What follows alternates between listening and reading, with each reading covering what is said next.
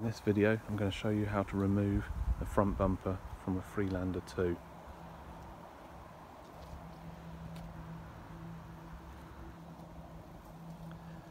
So removing the front end, removing the front bumper is fairly straightforward. It's one of those things that a lot of people get scared of and think, oh, I can't do that, it looks way too complicated. It's actually really simple. So headlights out, 2 M10 bolts, pull the thing up at the back, headlights out, unplug, same on the other side. There are 4 other M10 bolts here. Loosen those, but don't remove them. Leave those to last, because if you remove those too soon, the whole lot will come crashing down. Then underneath, remove the 3 screws holding this on. Remove the towing eye cover, which has 2 sort of quarter turn slotted little kind of screw things there, which you can either use a large flat blade screwdriver or a coin. Turn those, that comes off, and then up in here there are two more M10 bolts. Remove those, and then the next thing that we have to do is get access. So this bolt here has to come out, and further down, the only tricky bit of the whole operation is down there. There is another bolt that goes upwards here, and it's hidden down there. And the way we get to that is by undoing the inner wheel arch and just pull the inner wheel arch liner over so you can get up in there. It is a little tricky, that one, but it's the sort of thing that's difficult the first time you do it. The next time it's quite easy. Okay, I will loosen off this wheel arch liner, pull that back, and we'll have a look at that bolt. Looking up in the wheel arches, we've got a screw, a sort of bolt here with a Torx head, T30 Torx. Remove that, and then there are 2 studs here with 10mm plastic nuts on them. Undo those, and then the inner wheel arch liner should just fall away. Notice here, for when you reassemble, this has to sort of slot between these pegs here. There we go. So same on the other side.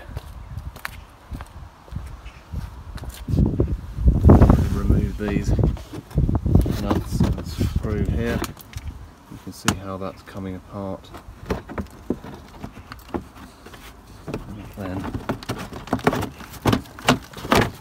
should just drop down. Okay, out of the way.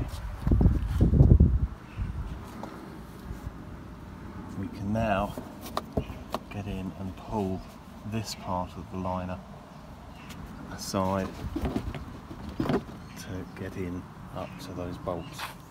You should be able to now pull the inner wheel arch liner off those 2 studs. Pull it out so it's like that. It doesn't need to come completely off the car. All you're trying to do is just get access behind here, and there is the end. That's the thread of the bolt that we need to undo, and it's there, and up in there is the head of the bolt. The best way to get to it is to go right up round the back here using a socket set with a universal joint, and just go right up behind there. Once that bolt there comes out, it's just a case then of undoing those 4 along top, and the front end will be able to be lifted away.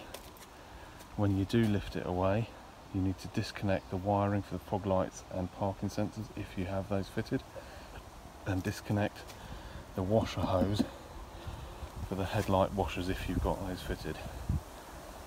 The best thing to do there is just disconnect, there are two hoses, disconnect one from the tank end, one from the nozzle end, and loop the hose back round to stop the fluid pouring out everywhere.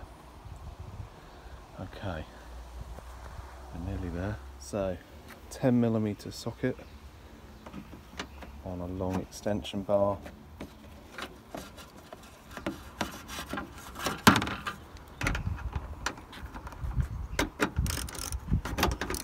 Just about get in, undo that one.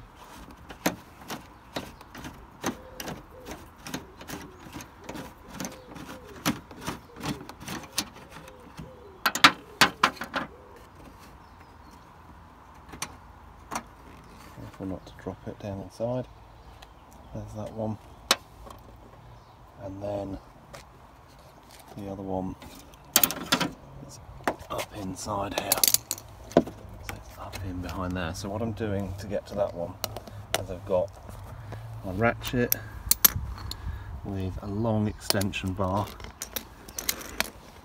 then a universal joint, and then another extension bar, shorter one.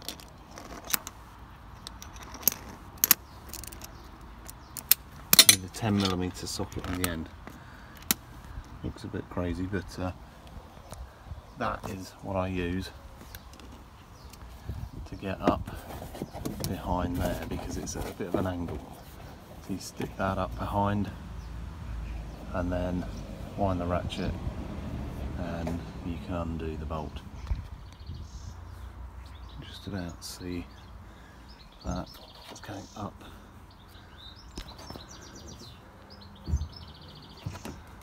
Inside there with the universal joint up behind there to get to the head of that bolt. That's now undoing. First of all, undo these.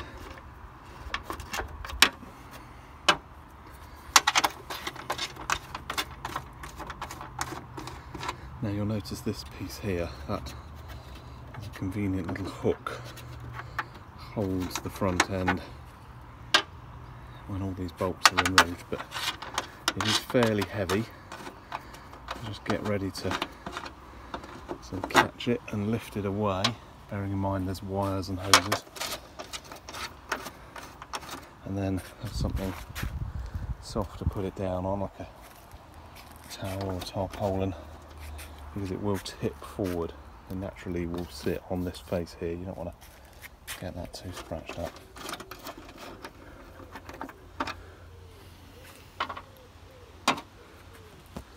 Okay.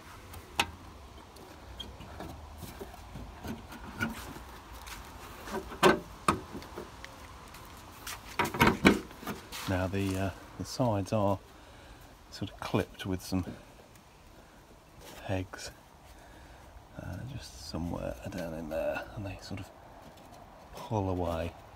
So there's a bit of resistance to start with, as everything kind of just unclips.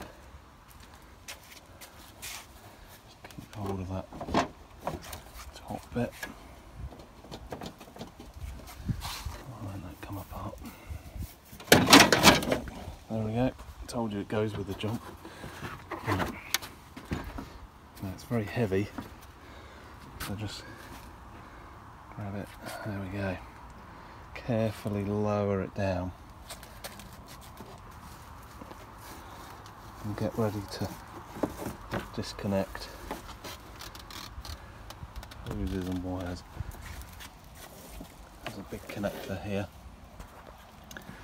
which is a bit fiddly. You have to push that red bit back, disconnect that, and then disconnect the hoses at the other end. That's the front end off. This connector here is a bit tricky to get apart. It's got a lot of mud and dust on it.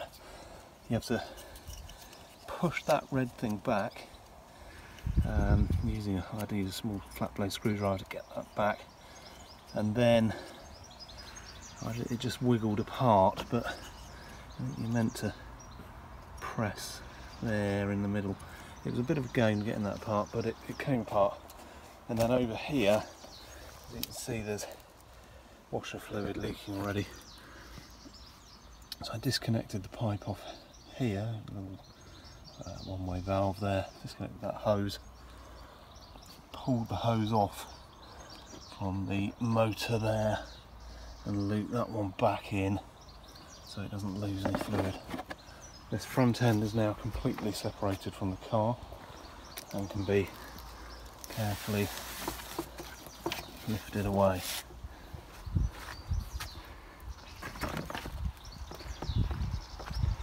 Now, when you put it down, beware that it will try to tip onto the shiny side. So, don't want to scratch that up too much. So, there it is.